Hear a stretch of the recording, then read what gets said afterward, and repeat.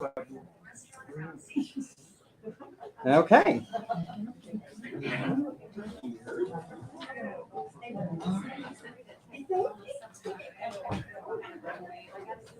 Well, hello, everyone. If you don't know where you are, this is Left Bank Books presents St. Louis media icon Julius K. Hunter for his new book, Professor Julius K. Hunter's Stuff You Never Knew About St. Louis History. Tonight's event is possible because of your support. When you support Left Bank Books, your money goes directly into the local economy.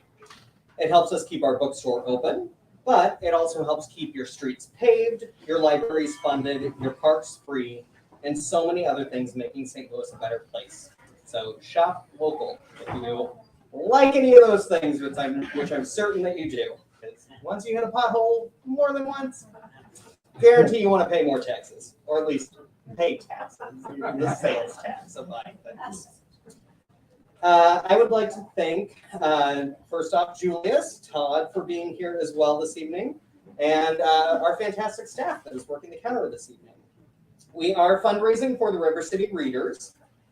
The River City Readers is our nonprofit program that builds home libraries for underserved St. Louis public school children. Each child in the program takes home 5 books per year to build their own home library, which spreads the love of reading and literacy.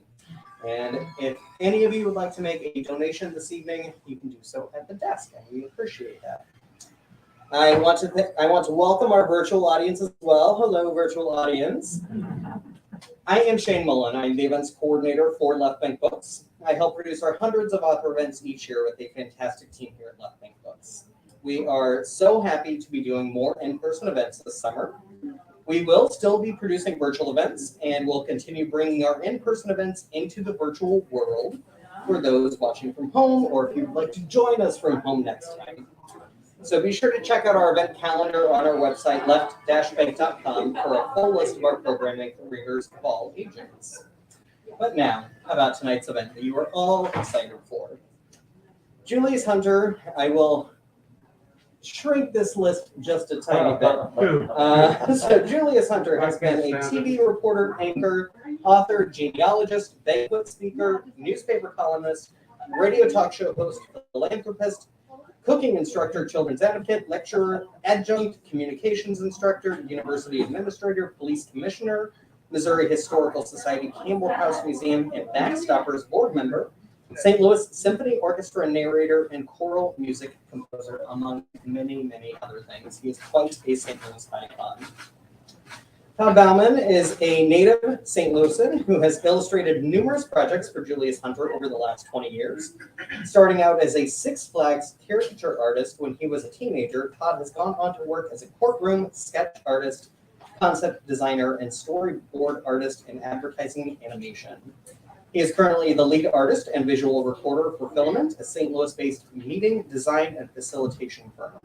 Todd lives in the St. Louis area with his wonderful wife, Bonnie, and their amazing son, Charlie. And now, would you all please help me in warmly welcoming our fantastic guests for this evening, Julius Hunter and Todd Bauman.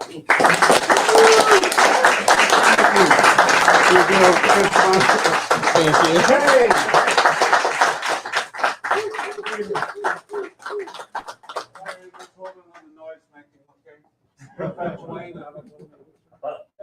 Anyway, how are you all? Yay. You know what? This is remarkable. As I look out at part of your faces, almost. Can I take this off? Because look, I'm spaced. Yes. Oh, be careful, Todd. All right. I'm going to do that so we at least can, you can see this part of the face that you saw on television. You know what's amazing here? Let's just do this to start off with, off the record here. How many of you have ever had a meal, a drink, or something at my house down through the years? Let's see. Look at that.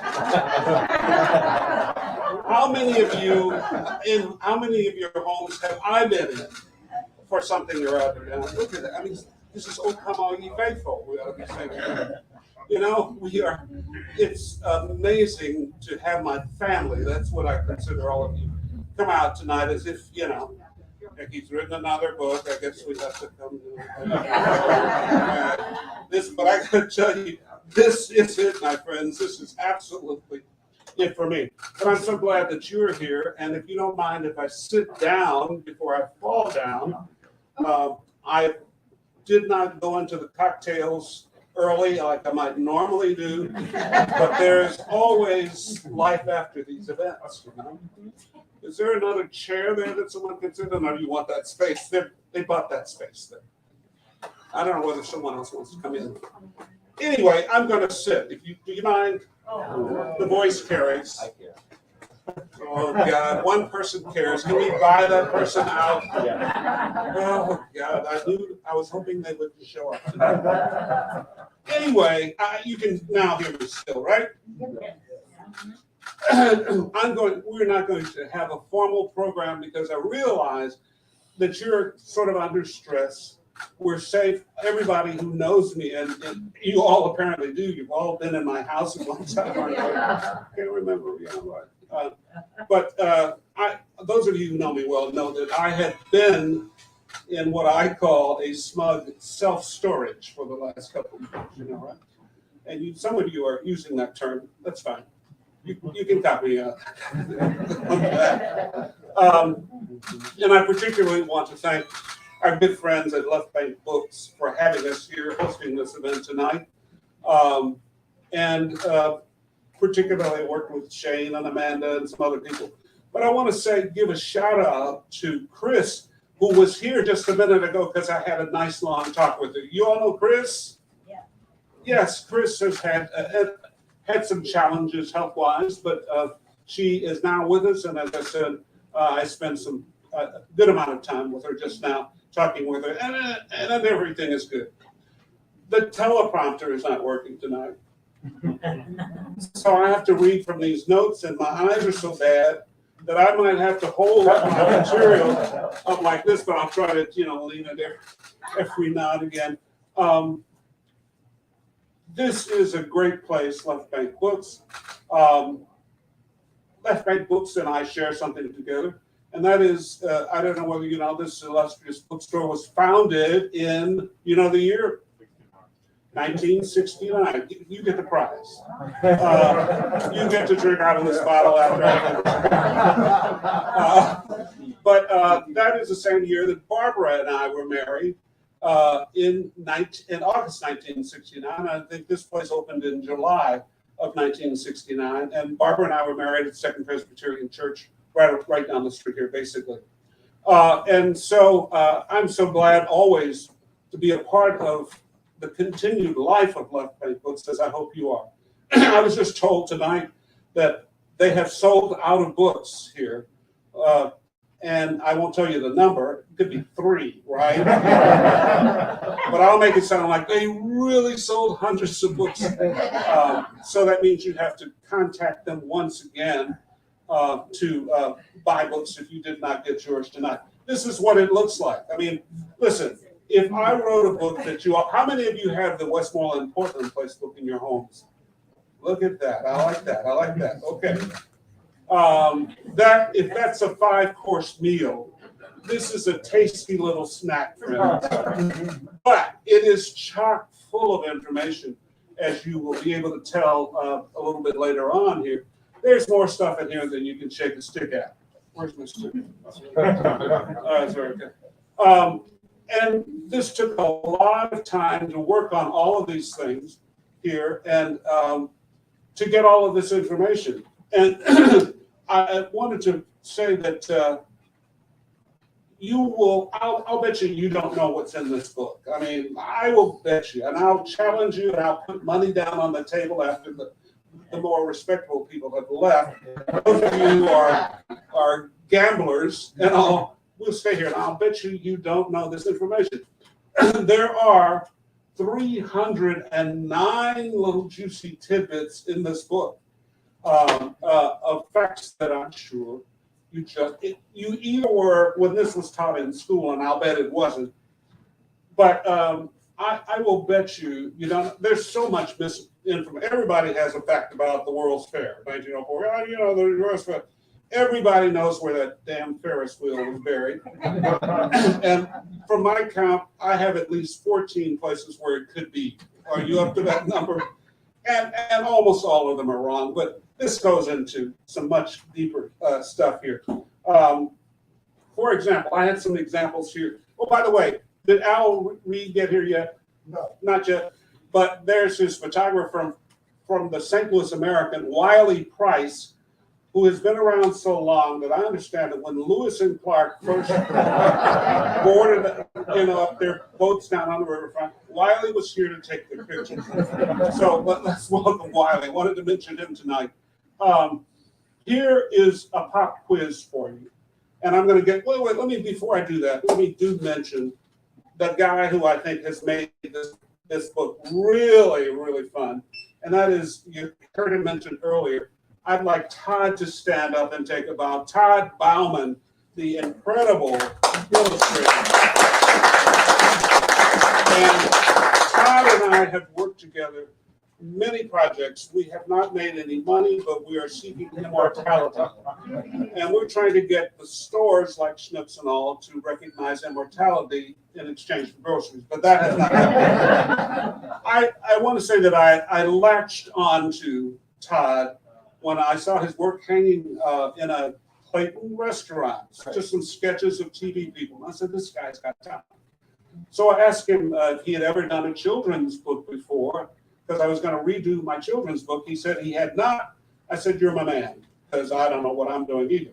So Todd took this book, ladies and gentlemen, this I met a nice guy, Ron Gomez, who did this book. I said to Todd, I want more color, I want more activity. And Todd came up with this. Isn't that something? Let's hear it for the Todd. And how many of you have this book at home?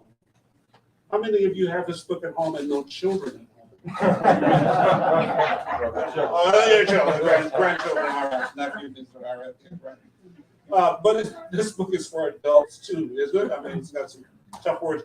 But that's a sample of Todd's incredible illustrations and artwork. If you have a book, how many of you have books? Todd is going to sit over at that table and inscribe some stuff for you while I'm trying to scrawl out my name or whatever. He created an image for each of the 309 little juicy tidbits. So and some of them are used. Well, let's don't be too honest. And I also wanted to say, I think I have an attorney here tonight, and my CPA will be able to ward off or pay off anybody that I piss off. Do you have that much money? And I'll have even less if you keep interrupting me. But anyway, that's an old friend right there. He's allowed. I mean, we've broken bread many times and other stuff, and it wasn't at communion either. But my favorite character, if you have your book that Todd created, on the back, we refer to this little guy as the giggling professor, of the Julius K. Hunter thing. I just love that guy. I want T-shirts and flags and all that kind of stuff on there. Here is a quiz for you, just to test your knowledge of St. Louis history. Here's a quiz.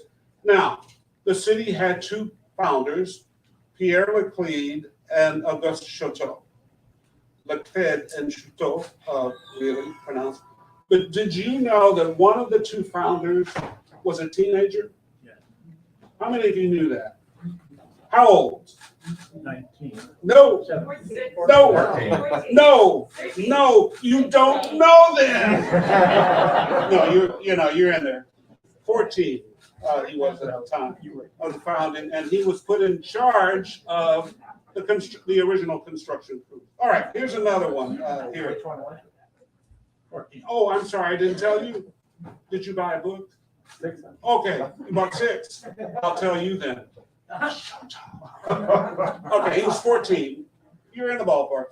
You know what? Isn't it a shame that kids were not told that? I mean, how many of us grew up hearing those names over and over again, and everything is plastered with Leclerc and Chouteau on it?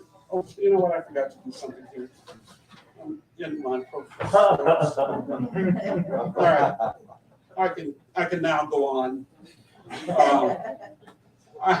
I'm not a real tenured professor anywhere, but I did teach around town a little. All right. Did you know that the majestic sculpture that we have at King Louis IX out in Forest Park, which was actually put up for the World's Fair, got there a little later than the fair started. But did you know that the sculptor of that equestrian majestic statue got screwed by city fathers? Did you know that? Yeah, he submitted his bill for the plaster cast, and they paid him. It was $4,000 back. Whatever. Any actuaries here that can figure that out? $4,000 back in 1904. They paid him for the plaster cast. He says, "Now, this is what I want for the bronze." And they go, city fathers. You know the Board of Aldermen. Yeah, you know the Board of Aldermen, City Board of Aldermen. You know that bunch. They said, "Nah, we found a firm in Chicago that can do it cheaper." And that's how it went. He did not get paid for the bronze, got paid for the plaster. So, how about this one? Here's another little one that I dug up from 309. And by the way, I've been asked by a lot of people, why are there 309? And I said, well, why not, is my usual response to that. But it allows me in my advertising days to say, more than 300 juicy tidbits. I'm no fool. And then, now, did you know that St. Louis was a site of the first gas station in the United States? This man, what is your name again? Robert. Oh, that's Robert. Yeah. Hell, I know you. I would take the mask. He knows everything, or at least he shakes his head to everything. What do you think? He shakes his head to everything? The first service station in St. Louis. And also, did you know that the St. Louis Police Department was the first in the nation to use fingerprinting as a technique? In that whole story, there was a Lieutenant Shea who was sent off to Scotland Yard to learn, and he came back to St. Louis and put fingerprinting in there. Well, how about this one? When what we call the old cathedral was under construction, in 1834, they had a rickety scaffolding up. It wasn't as strong as the scaffolding that they were charging the residents of the Greystone when I lived there. That's sort of scaffolding, which seemed to grow in every time they submitted a bill, there was different for they had to reconfirm whatever that company. If there's anybody here from that company, yes, I know about screwing, and I don't want to go into it. But these, yeah, where was my attorney, and where's where is Harvey the CPA? Meet him in the back if you got to pee. But anyway, the only person that was brave enough to scamper up that rickety wooden scaffolding to put the top stone on the old cathedral was a black guy. And he was rewarded by the Archbishop, who gave him a $5 gold piece at the time. Actuaries, give me $5 gold piece back in 1824. All right. But also, did you know that with regard to that, but did you know about a woman who was born into slavery here in St. Louis? Her name was Elizabeth Hobbs Keckley, and I don't know whether you know that name. She was born into slavery here. She was allowed to take in seamstry on the side, and she was able to save up a little money. And then the women for whom she worked here in St. Louis gave her a loan, which she eventually paid back, and she bought her freedom and the freedom of her family. Elizabeth Hobbs Keckley, story in the book. Now, when I was writing this book, now I had some people who challenged my saying, when she moved to DC, she became the chief fancy gown maker and dressmaker for Mary Todd Lincoln, and also for Mrs. Jefferson Davis, both of them. It's in the book, Elizabeth Hobbs Keckley. So, I mean, I think that's a wonderful story. And I was I was asked by someone, well, why didn't you call the women by their own first names? And I said, well, you know Mary Todd Lathan probably, but you wouldn't know Versie, May, Mary, Ann, Beckley, Howard, Cutie, Smith, or whatever her name was.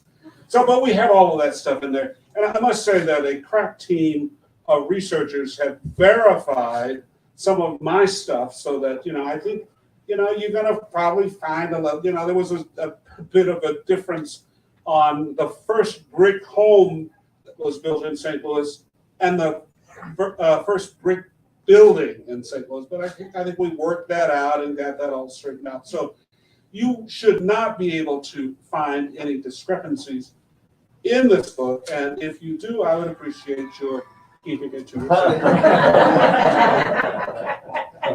Now, who is this book written for?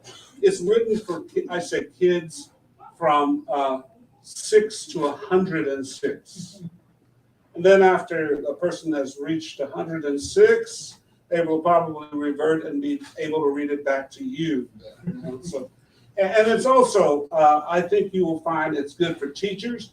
Teachers have by now gotten a little sick of the Apple bit, unless it's Apple computer you're going to give them. But how about giving your kids, teachers, this book, this fun book? Because as I said, there's so much history in there. I mean, really cute history stuff. And as I find myself reading through it, where did Kirkwood get its name? Where did Clayton get its name?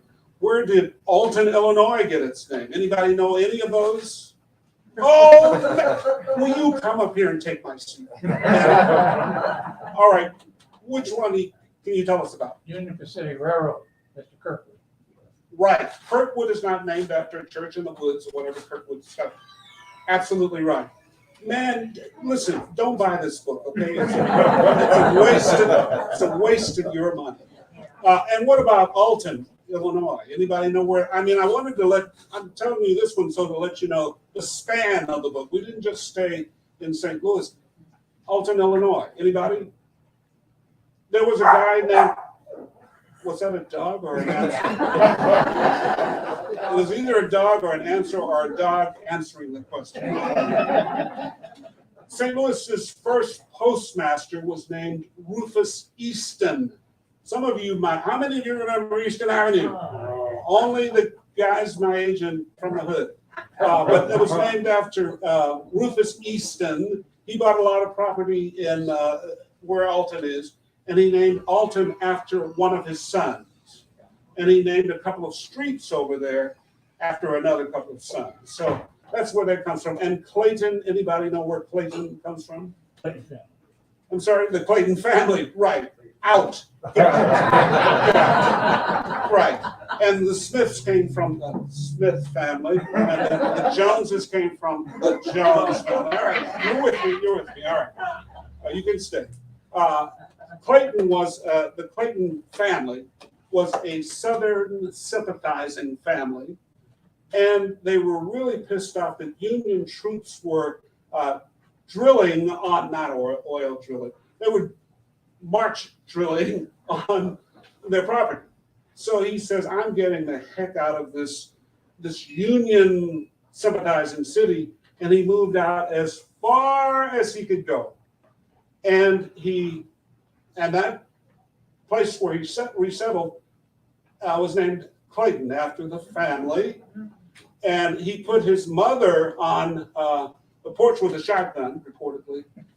And Clayton, by the way, named the two roads on his property were named after his favorite generals. They are Jackson and Lee. Right there, Jackson and Lee, that's from the Southern, something. And so that's where Clayton gets its name. And Clayton, by the way, married a young woman whose last name was McCausland.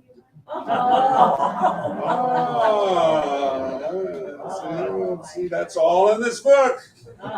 Christ, and I'm told that they have run out of books here. But what about reordering? Shane, anybody?